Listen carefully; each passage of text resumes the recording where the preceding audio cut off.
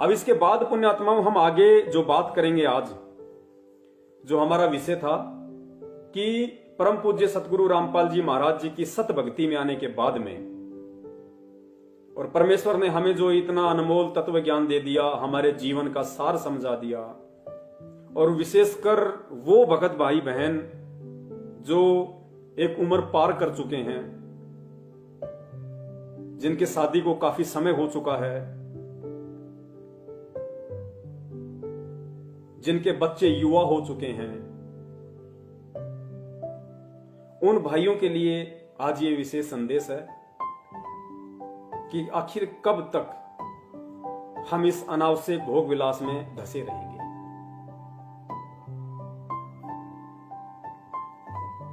ये बहुत ही निंदनीय कर्म है, बहुत ही घटिया कर्म है, विशेषकर उन आत्माओं के लिए।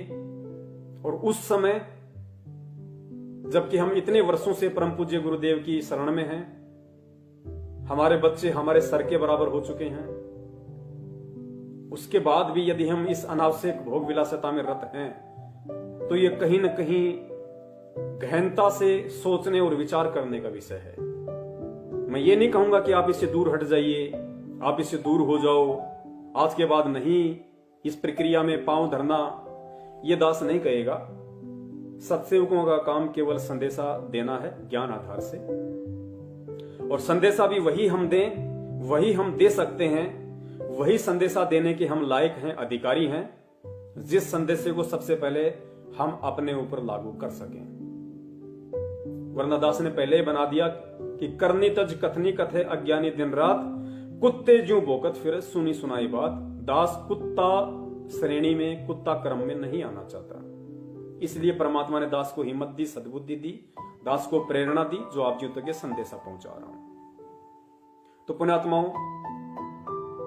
अब इतना समय बीत जाने के बाद में, और ये भली बात समझ में आ गया कि भाई अनंत युग हो गए, करोड़ों जन्म हमारे मानव के हो गए, उनमें हमने राजाओं के जन्म भी लिए हैं, पूंजीपतियों के जन्म भी लिए हैं, और उन जन्मों में हमने कितनी भोग विलासिता की होगी, कितने कुकर्म किए होंगे, कितनी कितनी शादियां की होंगी, कितने कितने वर्षों तक हमारी आयु थी, फिर भी इस मन भड़वे की तृप्ति नहीं हुई। तो पुण्यात्माओं, अब इस परमेश्वर के मार्ग में आने के बाद, आज से पहले जो किया सो किया, लेकिन उसके बाद एक सोचने का विषय बनता है कि हम किस दिशा में बढ़ रहे हैं, फिर हम कब उस परमात्मा की प्राप्ति के लायक बनेंगे, कब हम उस परमात्मा के चरणों में एक भगत कहलाने के अधिकारी बनेंगे। देखिए, परमेश्वर की वाणी है कि कामी क्रोधी लालची इनसे भक्ति न होई, भक्ति करे कोई सूरमा जात वर्ण कुल खोई। पुण्यात्मा ध्यान देना, एक एक वाणी परमात्मा की अनमोल है कि कामी क्रोधी लालची इनसे भक्ति न होई। कामी कौन? जो काम वासना से रत है, जो भोग विलासिता में रत है, वो कामी। क्रोधी, जिसका अपने काम के ऊपर कंट्रोल नहीं है, वो कभी भी अपने क्रोध के ऊपर, गुस्से के ऊपर कंट्रोल नहीं कर सकता। लालची, जो काम और क्रोध के ऊपर कंट्रोल नहीं कर सकता, वो आदमी कभी भी लालच से कंट्रोल नहीं कर सकता। तो कहते हैं कामी क्रोधी लालची इनसे भक्ति ना होई। भले ही वो परमात्मा की शरण में है, भले ही वो सतनाम का जाप कर रहा है, लेकिन वो सतनाम भी उस कामी क्रोधी लालची व्यक्ति के पाप कर्मों को उतनी तेज गति से और उस हिसाब से नहीं काटेगा जितनी तेज गति से इन क्रियाओं से दूर भगत का काटता है। फिर परमात्मा कहते हैं भक्ति करे कोई सूरमा। अब पुण्यात्मा, सूरमा कौन होगा? फिर भक्ति मार्ग में सूरमा वो होता है जो सहन करता है। काम वासना इतनी आसान चीज नहीं बताई गुरुदेव ने कि उसको चुटकियों में छोड़ दिया जा सकता है या उस पर इतना जल्दी कंट्रोल किया जा सकता। लेकिन हां, परम पूज्य परमेश्वर सतगुरु रामपाल जी महाराज जी के इस मार्ग में सत भक्ति और सत मंत्रों के प्रभाव से, परमेश्वर से प्रार्थना करने से, दंडवत प्रार्थना करने से, भीख मांगने से परमेश्वर दया करते हैं और पूरे विश्व में यही एक भक्ति मार्ग है, यही एक भक्ति है, सत मंत्र हैं जिनके प्रभाव से इन तीनों पे कंट्रोल किया जा सकता है, इनको डाइल्यूट किया जा सकता है परमेश्वर के आशीर्वाद से, इनके प्रभाव को डाइल्यूट निष्क्रिय किया जा सकता है। हमारे ऊपर इन गुणों का, काम क्रोध लालच का वो अटैक नहीं हो सकता जो अटैक एक भक्तिहीन प्राणी पे होता है। तो परमात्मा ने बताया कि इस ज्ञान को आधार बना के, अपने सतगुरु पे विश्वास करके, सतगुरु से प्रार्थना करके, यदि तुम इस काम क्रोध लोभ लालच से हटने की कोशिश करोगे तो परमात्मा तुम्हें उसी तेज गति से सहारा भी देगा। और जो परेशानी तुम्हें आएगी, क्योंकि काल बहुत ज्यादा तरीकों से, जब आप एक बार अपने सतगुरुदेव जी के चरण कमलों में बैठ के उनसे अरदास करके, उनसे प्रार्थना करके कि हे परमपिता परमेश्वर, बहुत हो चुका है, अब आप ही की प्रेरणा से, आप ही ने ये सद्बुद्धि दी है इन चीजों से दूर हटने की, परमात्मा दास पे दया करना। दास अपनी तरफ से पूरी कोशिश करेगा, लेकिन हे परमपिता परमेश्वर, जब तक आप अपना पंजा इस दास के शीश पे नहीं रखोगे, तब तक परमात्मा मैं चाहे लाख कोशिश कर लूं, चाहे लाख मन बना लूं, मैं इन विकारों से दूर नहीं हट सकता। परमात्मा आपका आशीर्वाद, आपकी रजा विशेष है, इसके बिना संभव नहीं है। और पुण्यात्माओं, जब वो भगत ये प्रार्थना करके परमात्मा से और इस विरत की भोग विलासिता से, इस काम क्रोध से जब दूर हटने का मानस बना लेगा, तो पुण्यात्माओं फिर ये काल भगवान भी उन संचित कर्मों का दबाव उस भगत पे उतना ही ज्यादा डालेगा। उसके सामने ऐसी ऐसी परिस्थितियां खड़ी कर देगा, ऐसे ऐसे दृश्य उसके सामने खड़े कर देगा, ना चाहते हुए, कि इसको वो भोग विलासिता काम वासना सताए, बार बार इसके दिमाग पे अटैक करे। आप मोबाइल में देखोगे, आपको ऐसे ऐसे चित्र, ऐसे ऐसे छोटे छोटे वीडियो आपको ना चाहते हुए दिखाई देने लग जाएंगे, विशेषकर उस समय के बाद जब आप इन चीजों से दूर हटने का मानस बना लोगे। काल उतना ही ज्यादा हमारे ऊपर हावी होगा। मार्केट में जा रहे हो, पता नहीं कैसे कैसे आपको दृश्य दिखा देगा, मोबाइल में कैसे कैसे दृश्य ना चाहते हुए भी आंखों के सामने आ जाएंगे। और भी बहुत सारे तरीके जो भी ये काल कर सकता है, उस तरीके से दबाव बनाने की कोशिश करेगा कि वापस इसी को उस गंदगी में धकेलूं, ये बाहर ना निकल जाए। और पुण्यात्माओं, उन परिस्थितियों में इस ज्ञान को आधार बना के, परमात्मा को पल पल अपने पास समझ के, उनका प्यार भरा पंजा अपने शीश पे समझ के, जब हम संघर्ष करेंगे, जब हम सामना करेंगे उनका, और जो दिक्कतें हमें आएंगी, जो पीड़ा हमें महसूस होगी, पुण्यात्मा, उसमें हमारा तप बनेगा। तप, क्योंकि गुरुजी ने बताया कि इस भक्ति में भी तप है। गुरुजी ने बताया, यदि ऐसी स्थिति में तुम्हारे सामने कोई परिस्थिति खड़ी होती है और तुम उसका सामना करते हो, संघर्ष करते हो, काल तुम्हें उस गंदगी में धसाने की कोशिश करता है, और तुम परमेश्वर के ज्ञान को आधार बना के जब उसका सामना करोगे, तो गुरुदेव ने बताया कि वो तुम्हारा मानसिक तप होगा, क्योंकि काल मानसिक चोट करेगा। तो वो तुम्हारा मानसिक तप, और उस तप के बदले तुम्हारी भक्ति बन रही है। फिर गुरुदेव ने बताया कि जैसे तुम्हें कोई गालियां निकालता है, तुम्हें कोई बुरा भला कहता है, या तुम्हारे गुरुदेव को कोई बुरा भला कहता है, तो हो तो तुम भी जीव, पांचों विकार तुम्हारे अंदर भी हैं, तीनों गुण हैं। तुम्हारे को भी गुस्सा आएगा कि मेरे गुरुदेव के विषय में ऐसा कैसे बोल दिया इस नालायक ने। अभी बताता हूं इसको। तो पुण्यात्मा, उस स्थिति में जब गुरुदेव के ज्ञान को आधार बना के कि भाई गुरुदेव ने बताया कि आवत गाड़ी एक है, उल्टा होए अनेक, कहे कबीर ना उल्टी और रहे एक की एक। और परमात्मा कहते हैं कि कहते को कहीं जान दे, गुरु की सीख तू ले, साकट और समान को उल्ट जवाब ना दे। दुष्ट व्यक्ति को और कुत्ते स्वभाव वाले व्यक्ति को गुरुदेव कहते हैं बेटा उल्टा जवाब मत देना, कबीरा आप ठगाइए और न ठगिए कोई, आप ठगाए सुख होत हैं और ठगे दुख होए। जब हम उसकी किसी भी प्रकार की गालियों का या अपशब्दों का कोई भी प्रत्युत्तर नहीं देंगे, और नहीं देंगे मतलब हम उस जहर को पी रहे हैं, हमारे अंदर वो गुस्सा आएगा, क्रोध आएगा, लेकिन गुरुदेव के ज्ञान को आधार बना के, शिक्षाओं को मद्देनजर रखते हुए जब हम सामने वाले के अपशब्दों को सहन करेंगे, उसकी गालियों को सहन करेंगे, तो परमेश्वर कहते हैं बच्चों वो तुम्हारी वाणी का तप बन रहा है, वो तुम्हारी वाणी का तप बन रहा है, और उस तप के बदले तुम्हारी भक्ति बन रही है।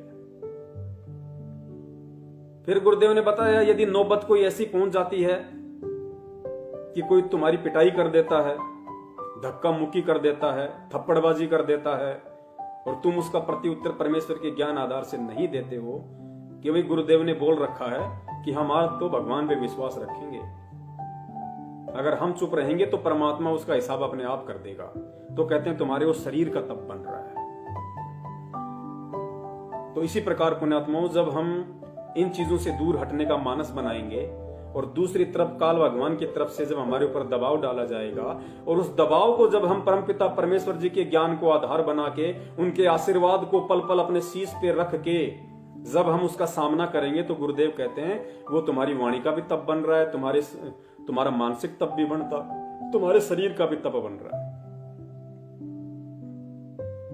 और फिर वो परमेश्वर तुम पे प्रसन्न होगा। अब ये कहते हैं ना कि पवनदास कहता है कि गुरुदेव ने सार नाम नहीं दिया, सार नाम नहीं दिया। अरे गुरुजी ने तो सबको सार नाम दिया, रोहतक में भी हजारों को सार नाम दे दिया, ये कैसे कह सकता कि गुरुजी ने अभी तक किसी को असली सार नाम नहीं दिया। पुण्यात्माओं, जिन जिन को ये सार नाम मिल चुका है, जो ये कहते हैं कि हमें गुरुदेव ने अपने मुंह से सार नाम दे दिया, या कोई ये कहता है कि हमें रोहतक आश्रम से सार नाम मिल गया, वो एक बार अपने अंदर झांक के देख लें कि काम, क्रोध, लोभ, लालच से वो कितने दूर है। 15-15 साल के बच्चे कहते हैं कि हमें सार नाम मिल गया। पुण्यात्माओं, ये विचार करने की बातें हैं ये, क्योंकि पुण्यात्माओं सतनाम से हमारे पाप कर्म क्षीण होते हैं। गुरुदेव ने बताया कि सतनाम तक की भक्ति से हमारे पाप कर्मों का सत्यानाश होता है, सफाया होता है। तो जो व्यक्ति अभी तक सतनाम की कमाई से, जिसकी सतनाम की कमाई उसको दिखाई नहीं दी, और दिखाई देने का मतलब क्या है, गुरुदेव ने बताया कि ये जो कामी, क्रोधी, लालची, ये जो काम क्रोध हैं, ये तुम्हारे सतनाम की कमाई से समाप्त होंगे। अगर तुमने इनके ऊपर विजय प्राप्त कर ली, विजय प्राप्त करने का मतलब आप दास का समझ सकते हैं कि जब तुम इन चीजों से पीछे हट जाओगे, परमेश्वर के ज्ञान को आधार बना के, तो सोचो तुम्हारा सतनाम तुम्हारे साथ है, तुम्हारे गुरु का आशीर्वाद तुम्हारे साथ है, तुम्हारा सतनाम काम कर रहा है।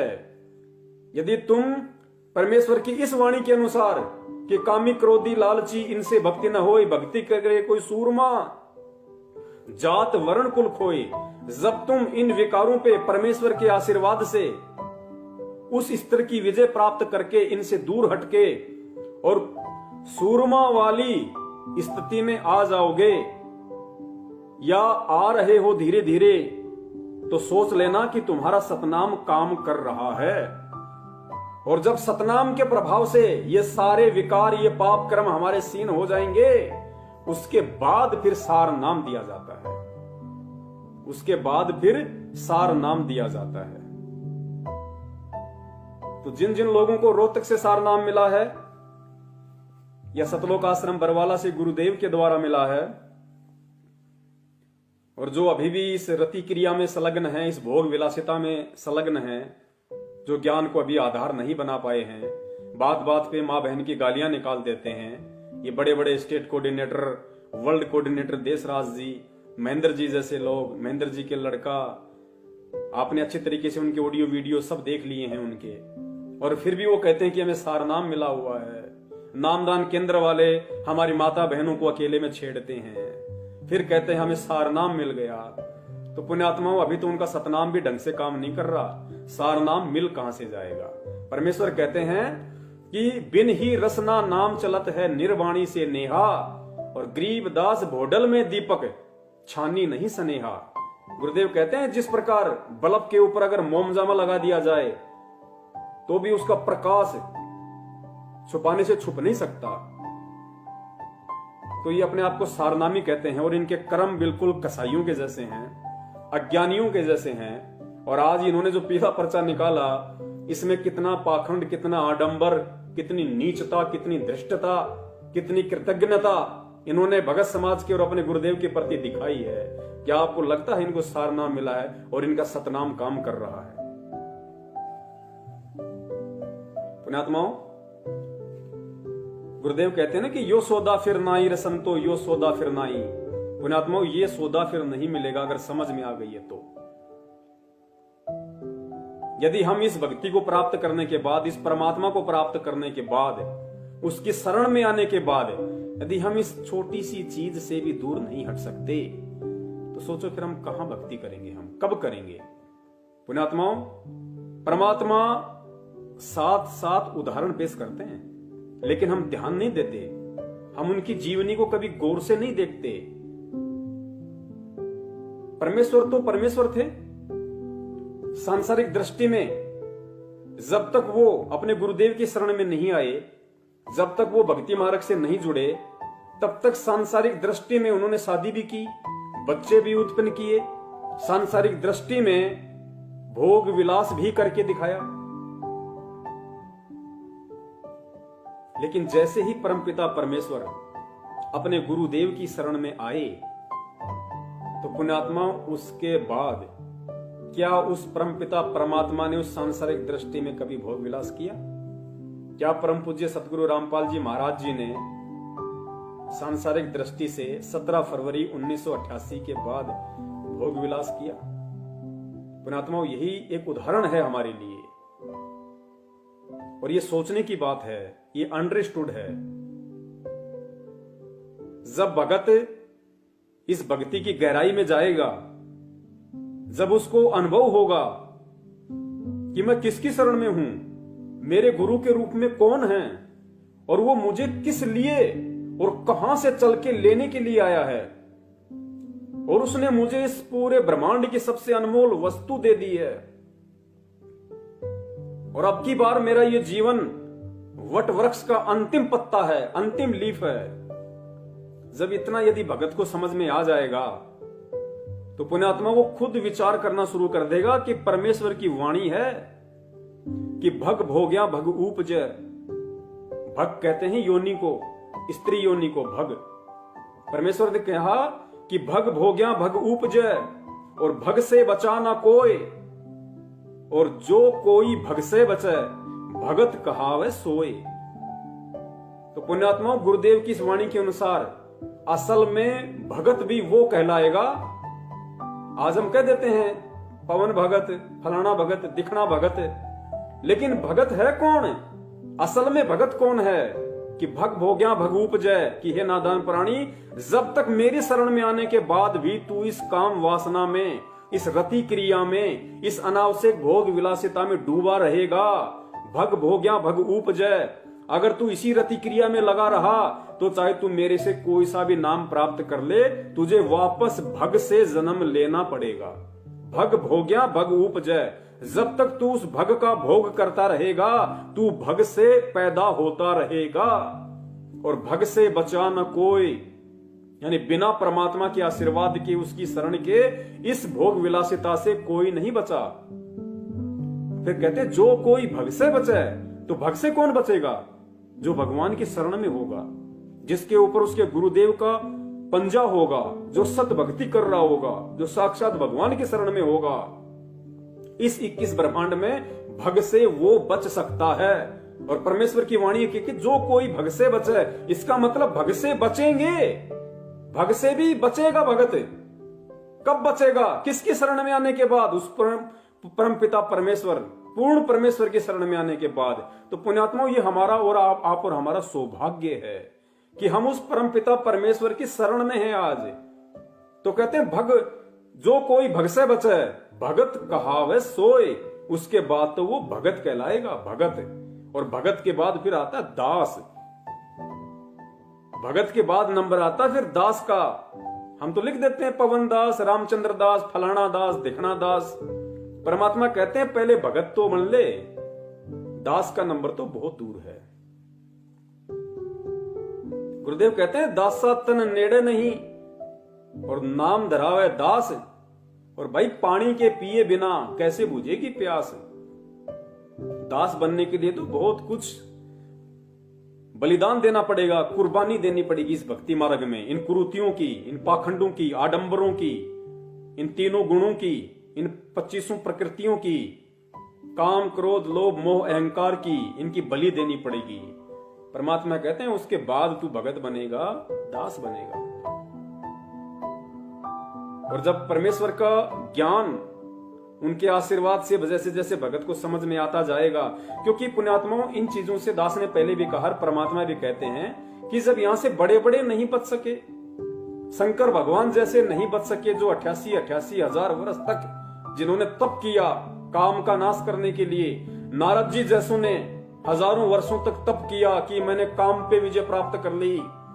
परमात्मा कहते हैं वो नहीं बच पाए तो तुम्हारी क्या औकात है, तुम तो जीव श्रेणी में हो, वो तो देव श्रेणी में है, महादेव श्रेणी में है। जब वो नहीं बच पाए तो इस काल बलि के लोक में तुम कैसे बच पाओगे इन सब चीजों से। लेकिन बच पाओगे क्यों? क्योंकि तुम पूर्ण परमात्मा की शरण में हो।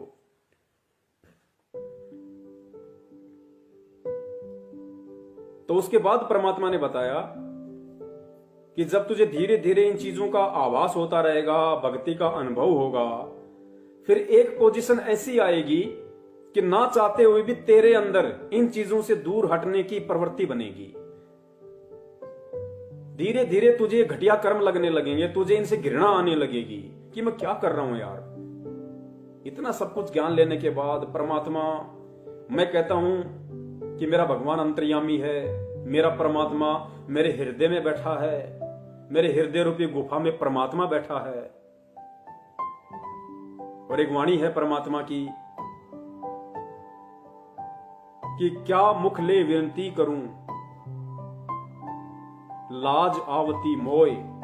परमात्मा कह रहे हैं हम नीचों को समझाने के लिए, गुरुदेव, कि क्या मुख से विनती करूं, लाज आवती मोय। और हे परमात्मा तुम देखत अवगुण करूं, कैसे भाऊं तोय। कि परमात्मा मैं नीच, मैं किंकर, मैं दुष्ट, मैं अधमी प्राणी, इतना ज्ञान लेने के बाद, इतने वर्षों से आपकी शरण में आने के बाद, परमात्मा मैं किस मुख से विनती करूं। मुझे तो शर्म आती है, मुझे घृणा आती है अपने ऊपर कि क्या मुख ले विनती करूं, लाज आवती मोय। कि मुझे शर्म आ रही है परमात्मा आपसे विनती करते हुए भी कि तुम देखत अवगुण करूं। परमात्मा तुम अंतर्यामी, तुम सर्वद्रष्टा, तुम्हारे आंखों के सामने, तुम्हारे देखते देखते मैं सारे अवगुण कर रहा हूं। आज भी इतना ज्ञान लेने के बाद भी, आपकी इतनी रहम और दया प्राप्त करने के बाद भी, कि तुम देखत अवगुण करूं, कैसे भाऊं तोय। परमात्मा मैं आपको कैसे भाऊंगा, मैं आपको कैसे अच्छा लगूंगा। एक तरफ तो मैं कहता हूं कि अंतर्यामी एक आप, आत्म के आधार, जो तुम छोड़ो हाथ तो मैं कौन उतारे पार। कि चीटी पायल बाजे पैर, साहिब सुनता है सब लहर। कि मेरा गुरुदेव, मेरे गुरुदेव भगवान अंतर्यामी हैं, पल पल की जानते हैं, सबकी जानते हैं, सोचने से पहले की जानते हैं। और उस अंतर्यामी के सामने तू इतना ज्ञान लेने के बाद भी उस गंदे और घटिया निंदनीय कुकर्म भोग विलासिता में, काम वासना में रत है। तो कहने को परमात्मा हम उन्हें कह रहे हैं, कहने को हम उन्हें अंतर्यामी कहते हैं, लेकिन पुण्यात्मा हम विचार करें, क्या वास्तव में हम उन्हें अंतर्यामी मान रहे हैं? वे तो अंतर्यामी हैं और हम कह भी रहे हैं, लेकिन क्या हम मान रहे हैं? ये कर्म करते हुए यदि हम उन्हें अंतर्यामी कहें तो एक बहुत बड़ा धोखा होगा उस अंतर्यामी के साथ में। क्योंकि हम बच्चे को बहला सकते हैं, हम बच्चे को फुसला सकते हैं, हम बच्चे को मूर्ख बना सकते हैं, लेकिन उस परम पिता परमेश्वर को हम उसके साथ में कैसे धोखा कर सकते हैं, ये ज्ञान लेने के बाद भी, और इतना समय बीत जाने के बाद भी। वेदों में भी दास ने देखा तो नहीं, लेकिन पहले दास सुना करता था कि भाई वेदों में भी, शास्त्रों में भी लिखा है कि पहले हमारे जो ऋषि मुनि होते थे, वे काम वासना की तृप्ति के लिए शादी नहीं करते थे, वे केवल वंश चलाने के लिए संतान उत्पत्ति करते थे। और उनका विधान था कि चाहे लड़का हो चाहे लड़की हो, केवल एक ही उत्पन्न करना है। और कहते हैं कि वो उनके पता नहीं क्या क्या रूल थे, क्योंकि वो सनातनी लोग थे। बहुत अच्छा समय था उस समय, वातावरण था। पता नहीं 3 महीने में या साल में एक बार ही वो भोग विलास किया करते थे। 3 महीने या साल में एक बार ही भोग विलास किया करते थे। बाकी समय परमात्मा के भजन में, गुणगान में लगाया करते थे। तो पुण्यात्माओं, हमने तो उन प्राचीन ऋषि मुनियों से भी अव्वल दर्जे का भगत बनना है। असल में तो ऋषि मुनि परमात्मा आप और हमें बनाने आए हैं। और देखा जाए तो असल में ऋषि मुनि तो आप और हम हैं। असल में ऋषि हम हैं, असल में मुनि हम हैं। वो तो खाली काल तक की साधना के ऋषि मुनि थे। और पुण्यात्मा, वो ऋषि मुनि परमेश्वर हमें बनाना चाहते हैं, और हम विचार नहीं करते कि हम किस राह पे चल रहे हैं। तो किस तरीके से परमात्मा प्रसन्न होंगे, और पुण्यात्मा फिर कब हम सतलोक जाने की तैयारी करेंगे। परमेश्वर कहते हैं कि भाई तुम हंस थे, जब तुम सतलोक से आए तो तुम हंस प्रवृत्ति के थे। क्योंकि गुरुदेव ने बताया कि जो हंस होता है और जो काग होता है, वो दोनों एक ही सरोवर पे रहते हैं। और जो काग होता है वो कीड़े मकोड़े, घोंगे, छिपकली, मछली सब कुछ खाता है, सारी गंदगी खाता है। और जो हंस होता है वो भी उसी सरोवर पे होता है। और कहते हैं हंस चाहे भूखा मर जाएगा, लेकिन मोती के सिवाय अन्य कोई भी पदार्थ नहीं खाता, कोई भी खाद्य पदार्थ नहीं खाता। तो पुण्यात्माओं, इस परमात्मा के इन सत्संग रूपी सरोवर में डुबकी लगाने के बाद भी आज भी यदि हम इन चीजों से दूर ना हटके और वो काग वाली प्रवृत्ति में ही रत रहेंगे, तो हम कब हंस कहलाने के लायक बनेंगे, और कब हम उस हंस प्रवृत्ति के बन के सतलोक जाने के काबिल बनेंगे। क्योंकि वहां तो कागों के लिए जगह नहीं है, वहां तो परमेश्वर को हंस प्रवृत्ति के चाहिए। ठीक है, हम जैसे सतलोक से आए थे वैसे तो नहीं बन सकते, लेकिन कम से कम हम कोशिश तो करें। और कोशिश करेंगे तो परमेश्वर कहते हैं फिर कोशिश करने वालों की हार नहीं होती है। और बाकी जो बचा खुचा मैल होता है वो फिर परमात्मा मान सरोवर पे स्नान करवा के वहां काटेंगे। लेकिन हम उस लायक तो बने कि परमात्मा मान सरोवर तक ले जाके हमारे बाकी के बचे खुचे वो गंदे कर्म, वो आवरण वो हटा सके। हम उस लायक तो बने कम से कम। तो पुण्यात्माओं, शुरुआत हमें करनी पड़ेगी, चाहे आज कर दो चाहे कल कर दो। और गुरुदेव ने बताया कि भाई शरीर का कोई भरोसा नहीं है। ये ना सोचो कि तुम सत्सेवक हो, तुम बहुत अच्छे भगत हो, ज्ञान को आधार बना के चल रहे हो, तो तुम्हारी तो परमात्मा ने 100 वर्ष की आयु दे दी। हमारे कितने उलझे हुए संस्कार हैं, हमारे कितने अनंत युगों के पाप कर्म हैं, कितने हमारे संचित कर्म हैं, इन चीजों का हमें इतना आभास नहीं है जितना परमात्मा जानते हैं। काल कब किस छोटी से छोटी गलती को भी आधार बना के हमारे ऊपर अटैक कर दे, क्योंकि परमात्मा कहते हैं ना कि काल कसाई तक तक मारा यो पग पे बाणा। वो बिल्कुल पैनी नजर है उसकी, घात लगा के बैठा है, घात लगा के, स्पेशली सत्सेवकों पे ध्यान रखना। तो हमें बचने की कोशिश करनी है और परमेश्वर के ज्ञान को आधार बना के, क्योंकि जब तक हम ज्ञान की गहराई में नहीं डूबेंगे, जब तक हम परमेश्वर को परमेश्वर नहीं मानेंगे, तब तक पुण्यात्माओं इन चीजों के विषय में आप, इनको त्यागने के विषय में आप सोच भी नहीं सकते। क्योंकि उसके बाद ही, क्योंकि सबसे बड़ा मूल मंत्र दास हर बार कहता है और भक्ति का विधान भी है कि सतगुरु रूप में धरती पे स्वयं परमात्मा प्रकट है। और जब तक हम अपने सतगुरु में परमात्मा को अपने हृदय से नहीं देख लेंगे, जुबान से नहीं, कहने से नहीं, जब तक इस ज्ञान को आधार बना के, इस भक्ति अनुभव को साथ में लेके, जब तक अपने दिलो दिमाग से, अपनी आत्मा से, अपनी अंतरात्मा से, अपने हृदय की गहराइयों से हम अपने गुरु में साक्षात परमात्मा नहीं देखेंगे, तब तक तो पुण्यात्माओं हमारी भक्ति शुरू भी नहीं है। इन चीजों को त्यागने के विषय में सोचना तो बरसों बाद की बातें हैं। तो हम कोशिश करें सबसे पहले ज्ञान को आधार बना के सतगुरु को पहचानने की कि सतगुरु के रूप में धरती पे कौन है।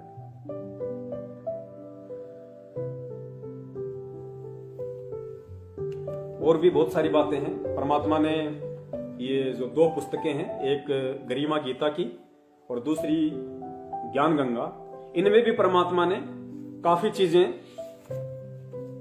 लंबे समय से भक्ति कर रही आत्माओं को समझाने के लिए लिखी हुई हैं, बशर्ते उनको गौर से देखने की जरूरत है।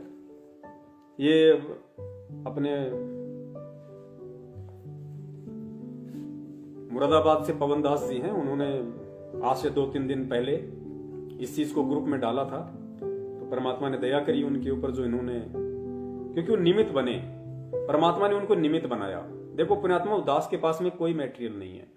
ये जितने भी सबूत हैं, जितने भी मैसेज हैं, ऑडियो वीडियो आप जी देख पाते हैं, सुन पाते हैं, ये सारे भगत भाई ही दास को भेजते हैं। परमात्मा ने दास को इतनी बुद्धि बख्शी हुई है कि दास उनमें से सार को निकाल लेता है कि इसका रहस्य क्या है। इस ऑडियो वीडियो के माध्यम से परमात्मा सत्संगों को निमित्त बना के संगत तक क्या मैसेज पहुंचाना चाहते हैं, वो सद्बुद्धि परमात्मा ने अपने सत्संग बच्चों को दी हुई है। उस आधार से दास ये ऑडियो वीडियो मैसेज बना पाता है, वरना पुण्यात्मा दास की औकात नहीं है। दास को अच्छे से पता है अपनी औकात का। तो ये जो ज्ञान गंगा पुस्तक है, इसके पेज नंबर 5 पे जब आप जाएंगे तो परमात्मा ने कितना गहरा रहस्य इसमें दिया हुआ है। ये हमने विचार करना पड़ेगा इन बातों पे। खाली आंखों से पढ़ के इस कान से सुना, इस कान से निकालना नहीं है पुण्यात्मा। अब इन पे हमने परमेश्वर की एक एक सत्संग की एक एक वाणी पे, सत्संग के एक एक शब्द पे अब हमने ध्यान देना पड़ेगा, हमने गौर करना पड़ेगा। क्योंकि पुण्यात्माओं, परमेश्वर का एक भी शब्द अनायास नहीं होता है, निरर्थक नहीं होता है, मिथ्या नहीं होता है, फालतू टाइम पास के लिए नहीं होता है। परमात्मा अगर नॉर्मल तरीके से भी कोई बातें बोल रहे हैं तो उनमें भी गहरा संदेश है, उसको ढूंढने की जरूरत है। तो ज्ञान गंगा पुस्तक का पेज नंबर 5 आप जी भी देख सकते हैं। इसमें नीचा लिखा है, दुराचार करना कितना पाप है। दुराचार करना कितना पाप है। दुराचार का मतलब होता है भोग विलास। पर द्वारा स्त्री का खोले, 70 जन्म अंधा हो डोले। पूज्य कबीर परमेश्वर जी ने बताया कि जो व्यक्ति किसी पर स्त्री के साथ दुष्कर्म करता है वह तो 70 जन्म अंधे का जीवन भोगता है। बुद्धिमान व्यक्ति ऐसी आफत कभी मोल नहीं लेता, मूर्ख ही ऐसा कार्य करता है। जैसे आग में हाथ डालने का अर्थ है मौत मोल लेना। जैसे कोई व्यक्ति किसी अन्य के खेत में बीज डालता है तो वह महामूर्ख है। बुद्धिमान व्यक्ति ऐसा कभी नहीं कर सकता। वैश्यागमन को ऐसा जानो जैसे कुरड़ियों पर गेहूं का बहुमूल्य बीज का थैला भरकर डाल आए। ये क्रिया बुद्धिमान व्यक्ति नहीं कर सकता। या तो महामूर्ख या शराबी निर्लज अर्थात घंड व्यक्ति ही किया करता है। विचारणीय विषय है पुण्यात्माओं, आप ध्यान देना, विचारणीय विषय है कि जो पदार्थ शरीर से नाश होते हुए आनंद का अनुभव करवाता है, यदि वह शरीर में सुरक्षित रखा जाए तो कितना आनंद देगा। दीर्घायु यानी लंबी उम्र मिलेगी, स्वस्थ शरीर होगा, स्वस्थ मस्तिष्क होगा, सूरवीरता आएगी और स्फूर्ति प्रदान करता है। जिस पदार्थ से पुण्यात्माओं, ये बहुत ही सोचने की बात है। अब आगे जो परमात्मा हमें समझाना चाह रहे हैं, आप और हमारे जैसे जो भगत भाई बहन हैं, जो एक अवस्था को पार कर चुके हैं, जो काफी लंबे समय से यानी 5-7 साल जब हो जाती हैं तो पुण्यात्मा थोड़ा समय नहीं होता है परमात्मा की शरण में। जिनके बच्चे उनके बराबर हो चुके हैं, जिनके शरीर में एड़ी से लेकर चोटे तक सफेद बाल आना शुरू हो चुके हैं, उन भक्तों के लिए परमात्मा अब आगे ये संदेशा दे रहे हैं। ये बहुत ही गहन और विचारणीय बात है। परमात्मा कहते हैं कि जिस पदार्थ से अनमोल बच्चा प्राप्त होता है, जिस पदार्थ से अनमोल बच्चा प्राप्त होता है, यानी माता का रज और पिता का वीर्य, रज बीरज जिसको कहा जाता है, तो परमात्मा कहते हैं कि जिस पदार्थ से अनमोल बच्चा प्राप्त होता है उसका नाश करना बच्चे की हत्या करने के तुल्य है। आप समझ सकते हैं कितना गहरा संदेश परमात्मा ने दिया है कि आगे देखिए, इसलिए दुराचार यानी फालतू में अन्य किसी पराई स्त्री के साथ में संभोग करना, वो दुराचार। तथा अनावश्यक भोग विलास वर्जित है। नीचे लिख दिया परमात्मा ने अनावश्यक भोग विलास।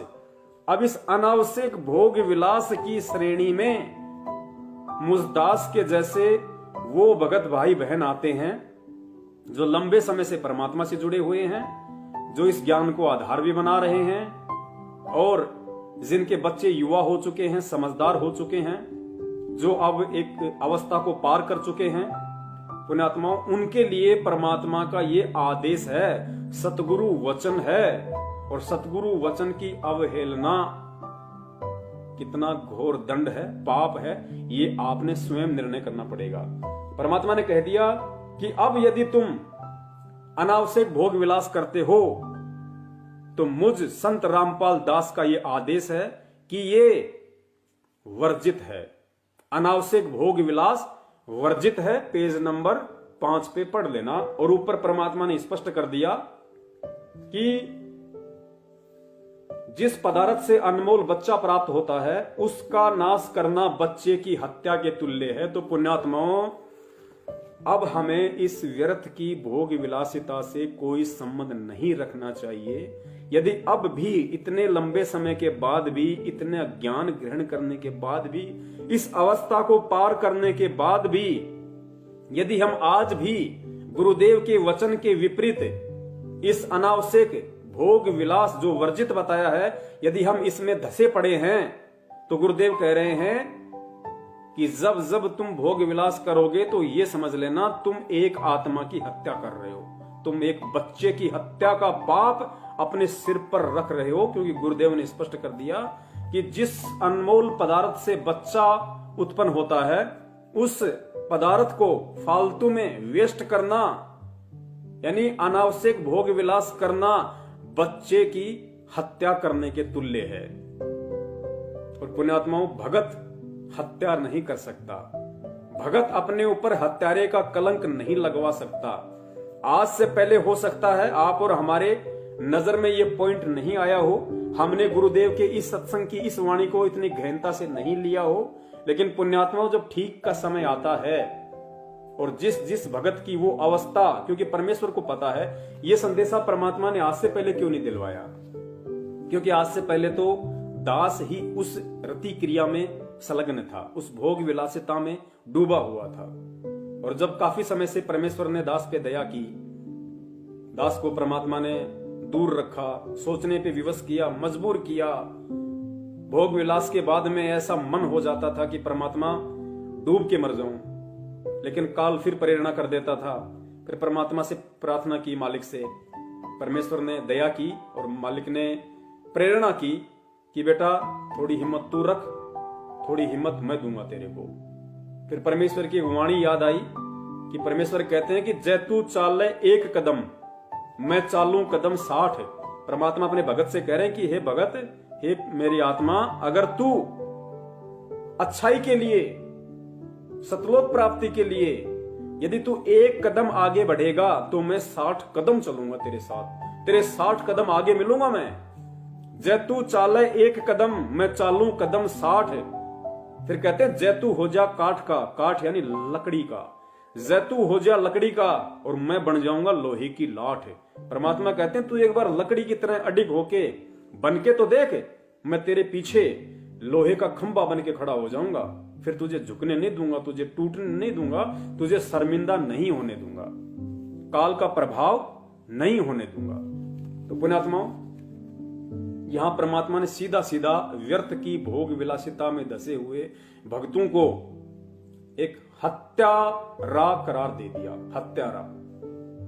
अब कौन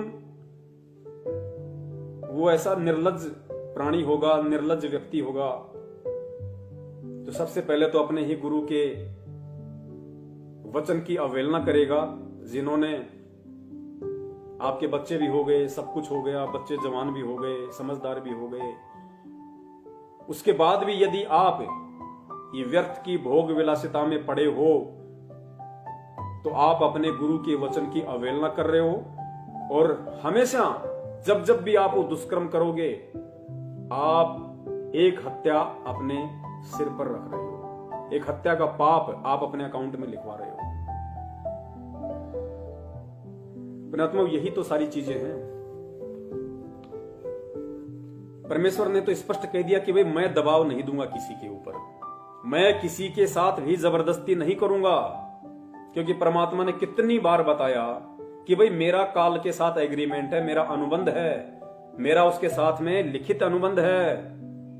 क्योंकि परमेश्वर जो वचन कर लेते हैं वो लिखा ही हो जाता है, उनका लोहे की लकीर हो जाती है वो, क्योंकि परमात्मा कभी अपने वचन से पीछे नहीं हटते। फिर तो काल ने कहा था कि परमेश्वर जब आप कलयुग में नीचे जाओगे या जब भी आप जाओ, परमात्मा आप केवल अपना विधान बताना, आप केवल उन आत्माओं को अपना ज्ञान देना, और आपसे ज्ञान ग्रहण करने के बाद जो आपकी शरण में रहें, यानी आपके कहे अनुसार चलें, आपके सत्संगों को आधार बना के, ज्ञान को आधार बना के जो प्राणी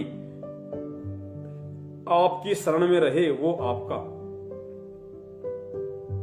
और परमात्मा जो आपके ज्ञान को आधार ना बनाए और सारी उन क्रियाओं में संलग्न रहे जो आम व्यक्ति करता है, पुण्यात्मा वो मेरा होगा, उसको आप छेड़ना मत।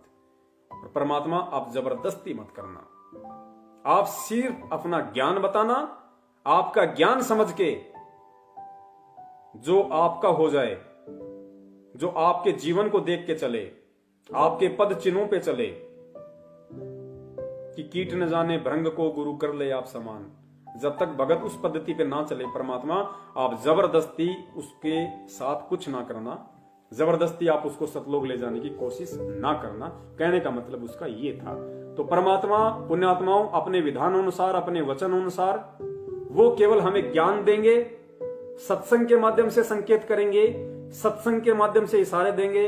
इन पुस्तकों में लिख दिया, बता दिया, अब उन चीजों को हमने खुद पकड़ना पड़ेगा, हमने खुद समझना पड़ेगा, और फिर हमने खुद ही विचार विमर्श करना पड़ेगा, मंथन करने पड़ेगा, चिंतन करना पड़ेगा कि भाई ये छोटा सा जीवन है, पता नहीं आज किसी की 20 साल बाकी है, किसी की 25 साल बाकी है, और ये मन की जो तृप्तियां हैं, जो मन की इच्छाएं हैं, ये भैया और कितनी करेगा। जब करोड़ों बार तू राजा बन के, जब तेरे हाथ में पूरी दुनिया थी, तू चक्रवर्ती था, तो जब चाहे जिससे शादी कर ले, जब चाहे जितनियों से शादी कर ले, तेरे को कोई रोक टोक नहीं, तेरे को कोई रोकने वाला नहीं। और जब उन युगों में, उन जन्मों में तेरी वो तृप्ति पूरी नहीं हुई, तेरी मन की अभिलाषा पूरी नहीं हुई, तो नालायक आज तेरी कौन सी अभिलाषा पूरी हो जाएगी, कौन से तेरे मन को ठंडक पहुंच जाएगी। तो परमात्मा कहते हैं थोड़ा सा जीवन बचा है, ये मेरे चरणों में समर्पित कर दे। परमेश्वर कहते हैं ना कि करोड़ शीश तूने दे दिए, यम राजा की भेंट। भेंट यानी गुरुजी कहते हैं धक्के से लेता है, ये एक्सीडेंट में मार देगा, आपस में लड़ाई करवा के मार देगा। तो गुरुजी कहते हैं कि नालायक करोड़ शीश तूने दे दिए इस यम राजा की भेंट, और एक शीश दे के देख ले सतगुरु अपने की भेंट। करोड़ शीश तूने दे लिए यम राजा की फेट। फेट यानी धक्के से, जबरदस्ती लेता ये। तो कहते हैं तूने करोड़ों शीश, तूने तेरे करोड़ों जन्म तूने बर्बाद कर दिए इस काल के चक्कर में आके।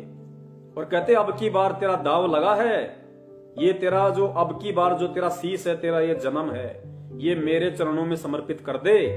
भेंट यानी सप्रेम, प्यार से, प्रेम के साथ में ये जीवन तू मुझे समर्पित कर दे। परमात्मा कहते हैं बेड़ा पार कर दूंगा।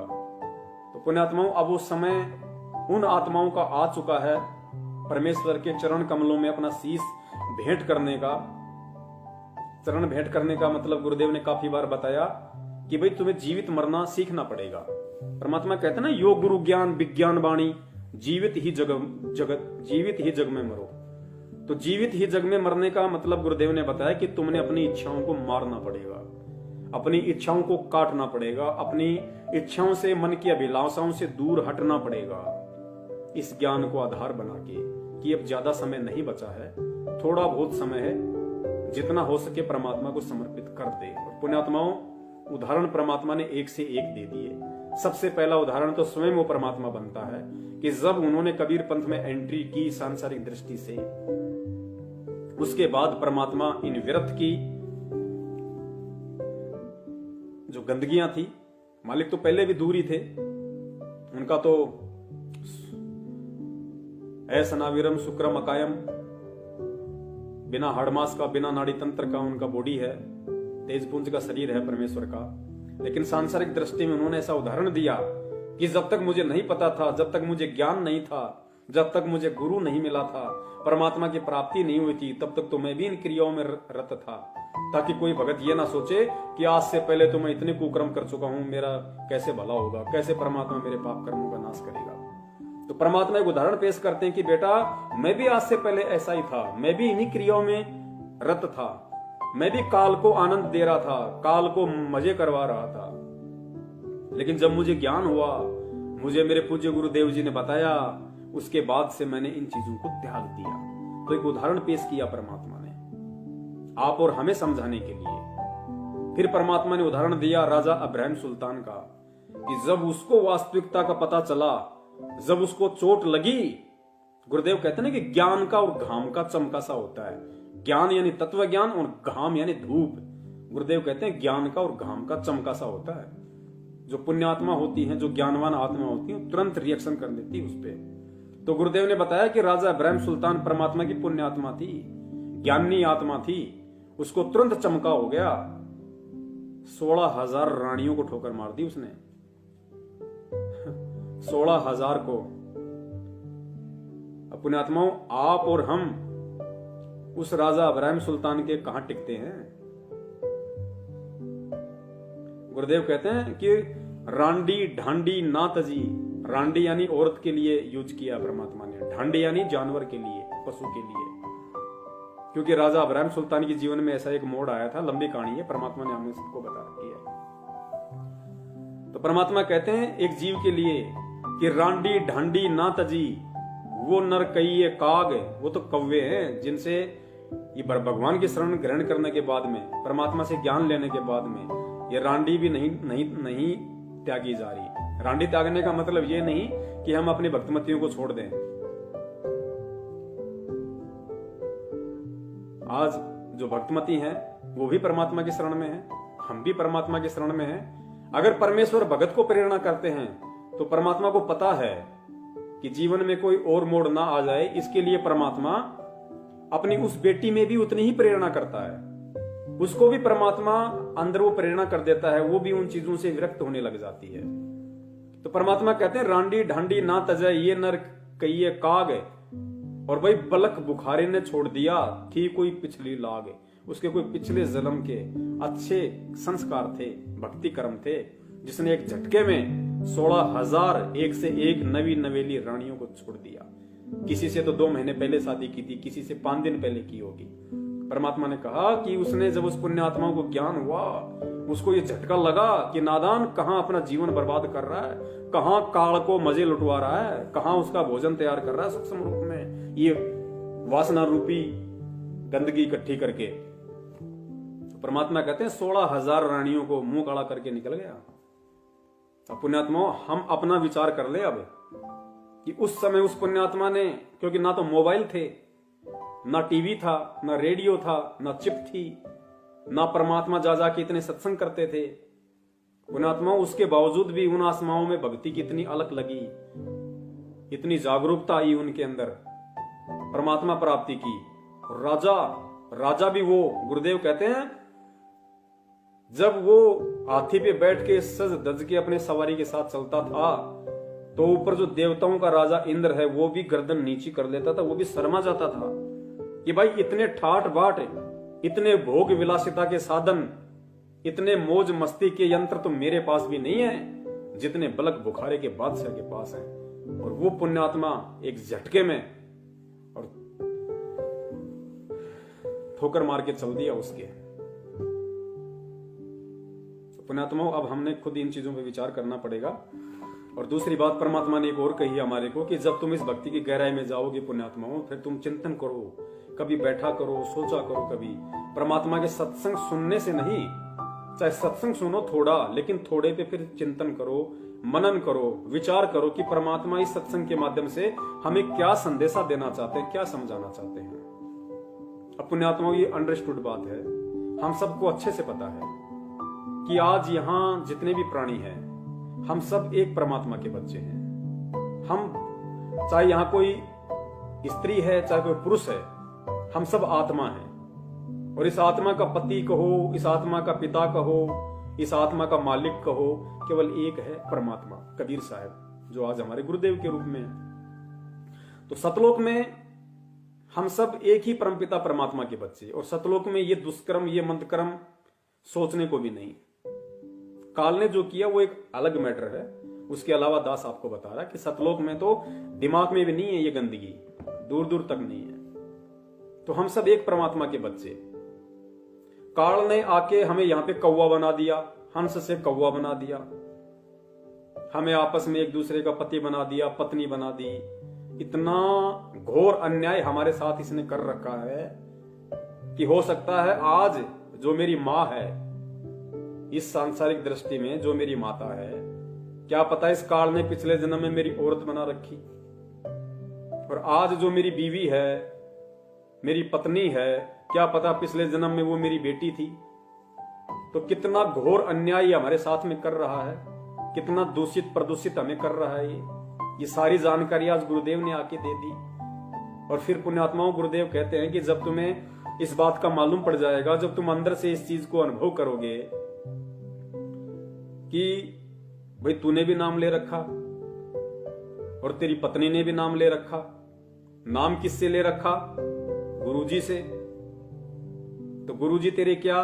बाप। और तेरी पत्नी का क्या? बाप। तुम दोनों का बाप कौन? गुरुजी। और तुम दोनों गुरुजी के क्या? बेटा बेटी। तो तुम दोनों गुरुजी के बेटा बेटी, तुम दोनों का एक बाप। तो तुम्हारा क्या रिश्ता हुआ आध्यात्मिक जीवन में? भाई बहन का। क्योंकि जब हमारा पिता एक है, हमारा परम पिता परमेश्वर एक है, तो फिर हम दोनों कौन हैं? हम दोनों उस परमात्मा की आत्मा हैं। और आध्यात्मिक दृष्टि में अब हमें ये चीज समझ में आ जानी चाहिए कि हम दोनों भाई बहन हैं। जब हमारा सगा बाप आज हमें मिल गया, हमें पता चल गया, और उस बाप को आज हमने पकड़ भी लिया, तो पुण्यात्मा हम दोनों भाई बहन हुए या नहीं हुए? और फिर दुर्गा ने क्या कहा था काल को कि काल, हम दोनों का पिता एक ही है और हम दोनों भाई बहन हैं। दुर्गा ने उससे बहुत विनय की थी कि हम दोनों भाई बहन हैं क्योंकि हमारा पिता एक है।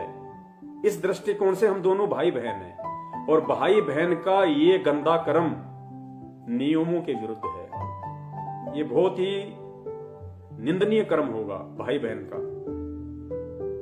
तो हमने उस संदेश को पुण्यात्मा ध्यान रखना है।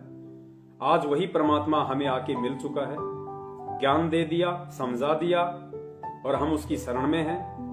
अब हम भाई बहन की संज्ञा में आ जाते हैं। और इस अवस्था को पार करने के बाद में पुण्यात्माओं, इस मैसेज को वो आत्माएं ज्यादा सीरियस ना लें जिन आत्माओं की अभी रमैणी नहीं हुई है। उन आत्माओं के ऊपर ये स्थिति लागू नहीं है जो दास अपने समकक्ष भगत भाई बहनों को संदेशा दे रहा है परमात्मा के आशीर्वाद से। ये संदेशा उन भगत भाई बहनों के लिए नहीं है जो भगत भाई बहन अभी तक शादी के बंधन में नहीं बंधे हैं और जो शादी करना चाहते हैं, जो रमैणी करना चाहते हैं। ये संदेशा उनके लिए नहीं है, क्योंकि पुण्यात्माओं आपका भी वो समय आएगा, परमेश्वर प्रेरणा करेंगे। और बहुत अच्छी बात है यदि कोई ऐसी पुण्यकर्मी आत्मा है जो शादी नहीं करना चाहती और इन चीजों से दूर हटके रहना चाहती है, तो इससे तो बड़ी कोई खुशी की बात ही नहीं है। वो तो परमात्मा के दिल में विशेष जगह बनाएगी। लेकिन पुण्यात्माओं, ये फैसले जल्दबाजी में मत लेना, ये दास की विशेष विनती है। ये जल्दबाजी में हमने फैसले नहीं लेने बिल्कुल भी। बहुत सोच के, बहुत समझ के, परमेश्वर को आधार बना के, ज्ञान को आधार बना के, और जब आप उस अवस्था पे आ जाओ, क्योंकि सभी लोग ध्रुव नहीं बन सकते, सभी लोग प्रहलाद नहीं बन सकते, सभी लोग बलक बुखार के बादशाह वाली श्रेणी में नहीं आ सकते। एक समय आएगा, यदि हम परमात्मा की शरण में आ गए हैं, हम यदि उनकी भक्ति मर्यादा में रह के कर रहे हैं, तो वो समय आएगा, वो सबका समय आएगा। तो समय के अकॉर्डिंग, क्योंकि कुछ तो शरीर की जो व्यवस्था है वो भी वैसी हो जाती है, आदमी थोड़ा निष्क्रिय हो जाता है, निढाल हो जाता है। कुछ परमात्मा का ज्ञान इतना हैवी है कि वो इन विकारों के ऊपर कंट्रोल करना शुरू कर देता है, और कुछ वो अवस्था ऐसी होती है आदमी को खुद इन चीजों से घृणा होने लग जाती है। तो सारे जोड़ जुगाड़ मिलते हैं तभी वो आत्मा इन चीजों से हटने के विषय में सोच सकती है, वरना नहीं सोच सकती। और अंत में दास का निवेदन है,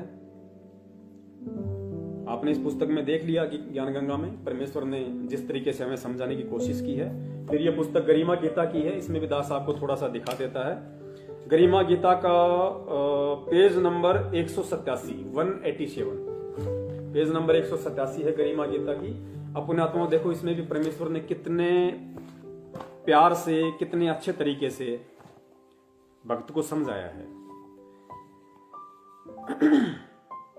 यहां पे जिक्र चल रहा है इस कथांग में कि काशी में हमारी जो बहन थी, जो गणिका, जो पहले सुप्रसिद्ध वैश्या थी, और जब वो सत्संग में आने लगी तो लोग उसके साथ में घृणा करने लगे, नादानी की, अज्ञानता के चलते, कि तू तो प्रसिद्ध वैश्या है, तेरा तो नाम बर्बाद है, तू तो ऐसा घटिया काम करती है, ऐसा मंदा कर्म करती है, ऐसा गंदा कर्म करती है, तू सत्संग में आने के लायक नहीं है। तो परमेश्वर ने समझाया उन आत्माओं को, बाकी आत्माओं को, कि भाई चाहे कोई कितना ही बड़ा दुराचारी हो, कितना ही कुकर्मी हो, अगर वो भक्ति करने की सोचता है तो वो महात्मा की श्रेणी में आता है। तुम उसको फिर उस नजर से देखने के अधिकारी नहीं हो।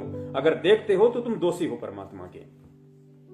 और परमात्मा ने उन भक्तों को फिर समझाने की चेष्टा की कि अगर तुम इस वजह से तुम उसको मंदे कर्म वाली मानते हो, या तुम उनको हे दृष्टि से देखते हो कि ये तो वैश्या है, ये तो वैश्यागमन करता है, ये ऐसा करता है, तो तुम क्या हो? भक्ति में आने के बाद भी तुम क्या हो? तो उनके लिए परमात्मा ने संदेशा दिया है। कबीर कुष्टी हो वै संत बंदगी कीजिए, हो वैश्या के विश्वास चरण चित दीजिए। फिर आगे परमेश्वर ने क्या वाणी लिखी है, पुण्यात्मा ध्यान देना। कबीर आग पराई आपनी, हाथ दिए जल जाए। गुरुजी कहते हैं कि बेटा आग, अग्नि, चाहे अपनी हो, चाहे पड़ोसी की हो, या चाहे किसी दूसरे की हो, अग्नि का स्वभाव है हाथ जलाना। तो परमेश्वर कहते हैं कबीर आग पराई आपनी, चाहे पराई हो चाहे अपनी हो, हाथ दिए जल जाए। फिर मालिक ने क्या संदेशा दिया कि नारी पराई आपनी, नारी औरत, चाहे अपनी हो चाहे पराई हो, चाहे तुम अपनी औरत के साथ में भोग विलास करो या चाहे पराई औरत के साथ करो, नारी पराई आपनी, पर से सर्वस जाए। इतना गहरा संकेत परमात्मा ने दे दिया है। भावार्थ में गुरुदेव लिखते हैं, यदि कोई कुष्ठ रोगी गुरुजी से दीक्षा लेकर भक्ति कर रहा है तो उससे घृणा न करना, उसको भक्तों वाला सम्मान प्रणाम करके दीजिए।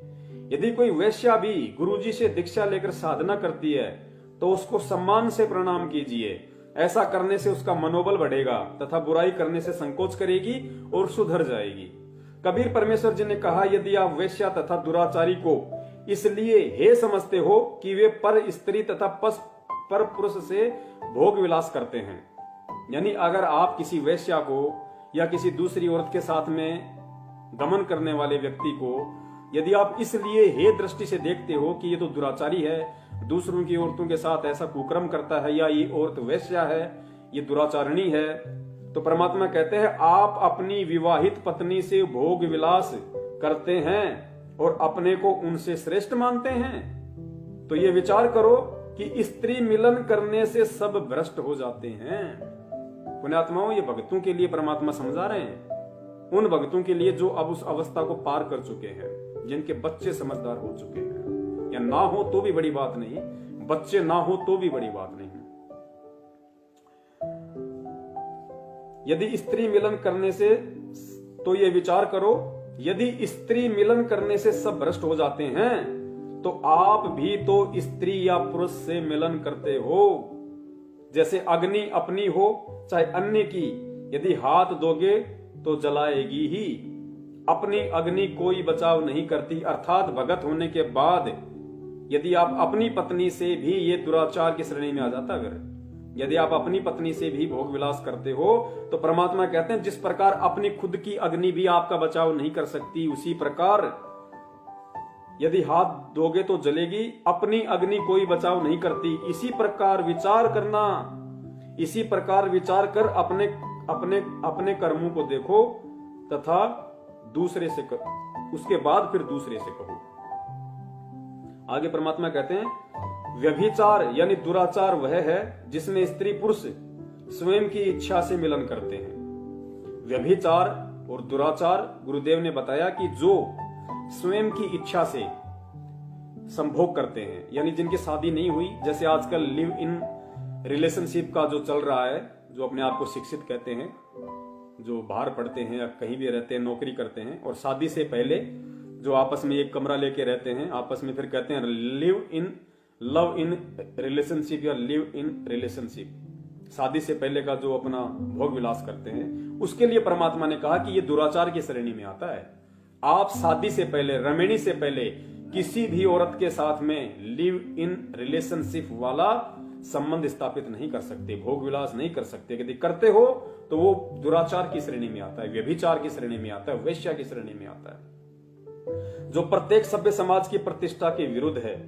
यह बलात्कार नहीं है, व्यभिचार कहा जाता है। यह मानव समाज पर कलंक है। और बलात्कार वो है जो किसी लड़की या स्त्री को उसकी सहमति के बिना बलपूर्वक संभोग पुरुष द्वारा किया जाता है, वो नारी के लिए अभिशाप है, समाज के लिए अति पीड़ादायक तथा शर्मनाक है, जो क्षमा के योग्य नहीं है। उसे दंडित किया जाना चाहिए। सुधरने के लिए भी सजा के दौरान अपने विचारों की पुस्तक तथा सत्संग सुनाए जाए। उस व्यक्ति को चाहिए कि अपनी गलती को सार्वजनिक करे, जिसे समाज के अन्य सिरफिरों को नसीहत लगे, उसकी रूह कांप जाए, उसको पता चले कि जरा सी चूक से जीवन नष्ट हो जाता है। समाज में स्वयं को मुंह दिखाने के लायक रहता नहीं, माता पिता, भाई बहन तथा कुल के लोगों का भी सिर शर्म से नीचा कर देता है। समाज में उसका जीना दुश्वार हो जाता है। तो पुण्यात्माओं, अब इतने संकेत, इतने संदेश परमात्मा ने दे दिए कि कबीर आग पराई आपनी हाथ दिए जल जाए, कि है नादान प्राणी, जिस प्रकार अग्नि चाहे अपनी हो चाहे दूसरे की हो, अगर हाथ दोगे तो जलोगे ही जलोगे। ठीक इसी प्रकार चाहे तू जगत है चाहे तू भगत है, नारी पराई आपनी परसे यानी संभोग किए सर्वस जाए। तेरी सारी, तू जितनी भक्ति करता है ना, तेरी सारी भक्ति पे तू खुद ही पानी फेर देता है। तो पुण्यात्मा, इससे गहरा संदेश, इससे बड़ा संदेश ये परमेश्वर ने असीम दया की, और दास इसको संदेश को अपने भगत भाई बहनों तक इसीलिए पहुंचाने के काबिल बना है कि परमात्मा ने दास से और अपनी भक्तमती के साथ में एक भाई बहन का रिश्ता परमात्मा ने कायम करवाया। और परमात्मा ने हम दोनों आत्माओं के अंदर ये प्रेरणा की, क्योंकि जब हम ये घटिया कर्म करते थे तो पुण्यात्माओं हम अंदर से मतलब सुखी नहीं होते थे, हमें बहुत ही निंदनीय लगता था, लेकिन काल प्रेशर की वजह से हम पीछे नहीं हट पा रहे थे। लेकिन काफी समय से परमेश्वर ने दया की, बहुत ही विचार किया, विमर्श किया कि भाई अब जीवन का लक्ष्य है क्या। ना हम कोई पैसे के पीछे भग रहे, ना हम कोई मकान के पीछे भग रहे, ना हम कोई गाड़ियों के पीछे भग रहे, ना हम कोई राजा मंत्री बनने के पीछे भग रहे। हमारा मकसद क्या है, हम देखे तो सही कि हम कहां खड़े हैं। हम आज यहां हैं, 2 महीने बाद कहीं और जाके मकान ले रहे हैं, फिर कहां भग रहे हैं। ना हमारा कुछ आगे, ना हमारा कुछ पीछे। मकसद क्या है हमारा? हमारा इतना बड़ा परिवार है, ये चल कैसे रहा है, कैसे चल रहा है? अच्छे अच्छे लोग डूब गए इस लॉकडाउन में। जो लोग फॉर्च्यूनर में चलते थे 20 लाख की गाड़ी में, 30 लाख की गाड़ी में, वो मोटरसाइकिल पे आ गए। और परमात्मा ने उसी लॉकडाउन में मुझ जैसे नीच को 70-70, 80-80 हजार रुपए की कमाई दी परमात्मा ने, रोड पे खड़ा करके। तो ये विचार करना फिर जरूरी बन जाता है कि मेरे पीछे कौन है, और जब मेरे पीछे मेरा परमात्मा है तो मेरा मकसद क्या है। जब मेरा मकसद दुनिया की संपत्ति इकट्ठा करना नहीं है, मेरा मकसद अपने बच्चों को पढ़ा लिखा के कोई वकील, जज, इंजीनियर, डॉक्टर बनाना नहीं है, मेरा मकसद कोई 50 लाख की बिल्डिंग ठोकना नहीं है, सोचना भी नहीं, तो पुण्यात्मा फिर मेरा मकसद क्या है और मैं किस लिए इस भगवान से जुड़ा हूं। ना मेरे रिश्तेदार मेरे हुए, ना मेरे गांव वाले मेरे हैं, ना और कोई लोग मेरे हैं। सबको परमात्मा ने आजमा के दिखवा दिया, और विपत्ति में केवल यही गुरु मेरे सामने खड़ा रहा, मेरी पीठ पीछे खड़ा रहा, मुझे हाथों में लेके चला। तो मेरा मकसद क्या है? अगर आज भी मैं इस मकसद को समझ के और इन घटिया कर्मों से दूर हटके अगर मैं अपने परमपिता परमेश्वर, अपने पूज्य गुरुदेव जी के चरणों में अपना तन मन धन समर्पित नहीं करता हूं, तो मेरे से बड़ा कृतज्ञ जीव और कौन होगा, जिसने मुझे इतना सब कुछ दिया, इतना उपकार दिया, मुझे संभाल के रखा हर विकट परिस्थिति में। और परमेश्वर कहते हैं कि कृतघ्नि भूले नरलोई, कृतघ्नि भूले नरलोई। नरलोई, नर यानी इंसान, लोई यानी औरत। जो स्त्री पुरुष अपने गुरुदेव के द्वारा जो उपकार उसके ऊपर किए गए हैं, जो उसको भूल जाता है, उसको कहते हैं कृतघ्नि। तो नित्य नियम में परमात्मा को पढ़ाते हैं कि कृतघ्नि भूले नरलोई। जो व्यक्ति, स्त्री या पुरुष, भगत या भक्तमती अपने गुरुदेव के जो अनमोल उपकार या उपकारी हैं, जो परमात्मा ने कालजाल से निकाल के अपनी शरण में ले लिया, अपनी बाहों में ले लिया, ये अनमोल भक्ति दे दी, ये मंत्र दे दिया, जीने का आधार दे दिया, शारीरिक मानसिक सब टेंशनों से दूर कर दिए, परमात्मा के उपकार है हमारे ऊपर। तो कहते हैं कृतघ्नि ही होगा वो इंसान, वो दुनिया का सबसे बड़ा नीच, वो कृतघ्नि इंसान होगा, चाहे स्त्री हो चाहे पुरुष हो, जो उन उपकारों को भुला देगा और विचार नहीं करेगा। तो परमेश्वर कहते हैं कृतघ्नि भूले नरलोई, जा घट निश्चय नाम ना होई। ऐसे भगत के, ऐसे व्यक्ति के हृदय में, घट में परमात्मा का नाम नहीं है। फिर कृतघ्नि भूले नरलोई, जा घट निश्चय नाम ना होई।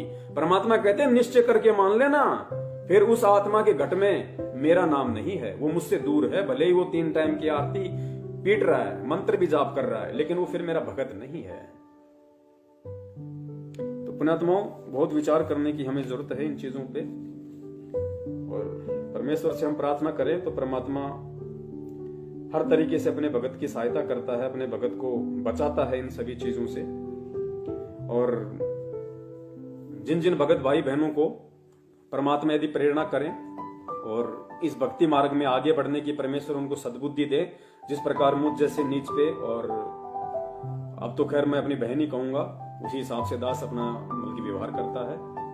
और मालिक से दया करूंगा कि परमात्मा अन्य जो विकार हैं उन पे भी आप, हम दासों पे, अपने बच्चों पे आप दया करो, हम उनसे भी दूर हटें धीरे धीरे, क्योंकि हमें हंस बनना पड़ेगा अंत में। और जब तक हम हंस बनने की तरफ नहीं बढ़ेंगे, तब तक हमारे भक्ति करने का, अपने आप को भगत कहलाने का कोई औचित्य नहीं रह जाता है।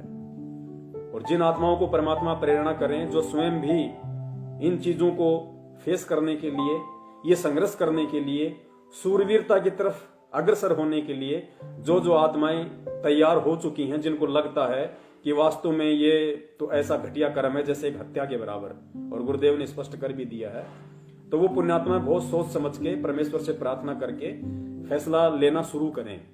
क्योंकि पुण्यात्माओं, यही साध संगति का एक मकसद है, और ऐसा ही समाज परमात्मा तैयार करना चाहते हैं। परमात्मा ऐसे ही बच्चों को तैयार करना चाहते हैं सतलोक के लिए। क्योंकि फिर अगर भक्ति करते करते यदि हम जगत वाले सारे कर्म कुकर्म करते रहेंगे, फिर हंस में और कव्वे में डिफरेंशिएट कौन करेगा? कैसे पहचान होगी कि कौन कौवा है, कौन हंस है, कौन बगुला है? क्योंकि होते तो दोनों एक जैसे हैं। अब जैसा मेरे जो भगत भाई बहन हैं, जो वो दिखाई देते हैं 4 हाथ पैर के, आंख नाक कान, वैसे ही जगत वाले हैं, वो भी इंसान हैं, उनका भी यही रूप है, कोई गोरा है कोई काला है। तो पहचान कैसे होगी कि कौन बगुला है कौन हंस है? पहचान उसके कर्मों से होगी, उसके नियमों से होगी, उसकी मर्यादाओं से होगी। तो पुण्यात्माओं, अब समय ज्यादा नहीं बचा है और हमने बहुत सोच समझ के अब इस भक्ति मार्ग पे अपने आप को भगत बनाने की दिशा में आगे बढ़ाना है, और तभी वो परमात्मा हमसे प्रसन्न होगा, हमसे खुश होगा। 650 साल पहले हमने यही तो गलती की थी कि हम परमात्मा को पहचान नहीं पाए, तो हम इन सब चीजों से दूर हटके और हम परमात्मा को प्रसन्न नहीं कर पाए। और जब परमात्मा ही प्रसन्न नहीं होगा, फिर हमारे काम कैसे बनेंगे?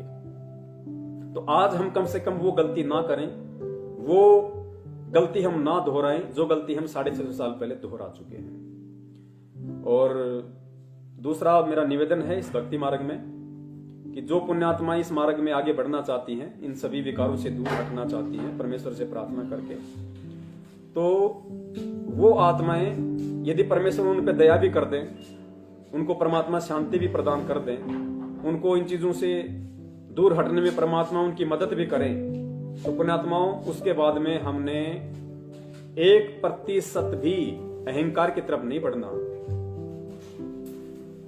अगर हम अहंकार की तरफ बढ़े या हमारे अंदर इन चीजों को लेकर अहंकार उत्पन्न हो गया, तो गुरुदेव ने एग्जाम्पल भी साथ साथ दे रखे कि बेटा शंकर भगवान ने 88,000 वर्ष तक यही तपस्या की थी काम को काबू करने की, और उसको लगा कि मैंने तो कामदेव पे कंट्रोल कर लिया। और काल भगवान ने क्या किया, आप सबको अच्छे से पता है गुरुदेव ने क्या बताया और क्या उसकी हालत हुई। फिर नारद जी ने भी हजारों साल तपस्या करके सोचा मैंने तो कामदेव पे विजय प्राप्त कर ली। उस काल भगवान ने विष्णु रूप धारण करके ऐसा नदी में डुबकी लगवाई, जब वापस बाहर निकला तब तक 72 संतानें पैदा करके निकला था बूढ़ी होके। तो इस भक्ति मार्ग में अहंकार का, क्योंकि गुरुदेव की वाणी भी है कि आधीनी के पास है पूर्ण ब्रह्म दयाल, और मान बड़ाई मारियो बेअदबी सिरकाल। जो बेअदबी इंसान होता है, जो अहंकारी इंसान होता है, उसके सिर पे काल होता है। और आधीनी के पास है, यानी भगत आधीन, उसके पास है पूर्ण ब्रह्म दयाल। तो हमें इन चीजों पे अहंकार नहीं होना चाहिए, और अहंकार इसलिए नहीं होना चाहिए कि ये हमारे बस की बात नहीं है कि हम इन चीजों से दूर हट जाएं या हम इन चीजों पे कंट्रोल कर लें, काबू प्राप्त कर लें। हम तो सोच भी नहीं सकते। तो फिर कौन है जो हमें ये प्रेरणा दे रहा है, हमें इन चीजों से दूर करने के लिए? परमात्मा हमारे अंदर एक उम्मीद जगा रहे हैं, हमारे अंदर वो चिंतन मनन करने की शक्ति दे रहा है। कौन है? हमारा गुरुदेव। तो सारा श्रेय तो परमात्मा का है। हमें तो इसमें और ज्यादा झुकना चाहिए कि परमात्मा आप ना होते तो मेरे तो ये काल भगवान गेंद बना देता, गेंद। तो परमेश्वर दया करें। और ये आज का संदेशा था जो परमात्मा ने अपने भगत भाई बहनों तक पहुंचाया। और हर संडे परमेश्वर दया करें हम इसी तरह से रात्रि 8 बजे लाइव शंका समाधान के माध्यम से एक दूसरे से रूबरू होते रहें, जुड़ते रहें और परमेश्वर की महिमा का गुणगान करते रहें। साध संगति के तहत परमेश्वर की जो महिमा है, परमेश्वर का संदेशा है, वो हम जन जन तक पहुंचाते रहें। और इसी तरह से हम एक दूसरे से शिक्षा लेते हुए, एक दूसरे से प्रेरणा लेते हुए, एक दूसरे से सीखते सिखाते हुए हम इस भक्ति मार्ग की ऊंचाइयों को प्राप्त करें जो परमात्मा हमसे करवाना चाहते हैं। और इस दौरान यदि दास से कोई शब्द बोलने में या कोई भाषा, किसी सेंटेंस में यदि कोई त्रुटि हुई हो, कोई अपशब्द निकल गया हो, तो उसके लिए दास प्रथम अपने परम पूज्य सतगुरु रामपाल जी महाराज जी से और सभी भाई बहनों से दास क्षमा प्रार्थी है। दास को नादान हो, तुच्छ प्राणी समझ के क्षमा करे, और यदि इसको गलती है तो आगे से दास उस पर ध्यान रखेगा। अब दास अनुमति चाहता है। सत्साई बंदी छोड़ सतगुरु रामपाल जी महाराज की जय। सत्साई।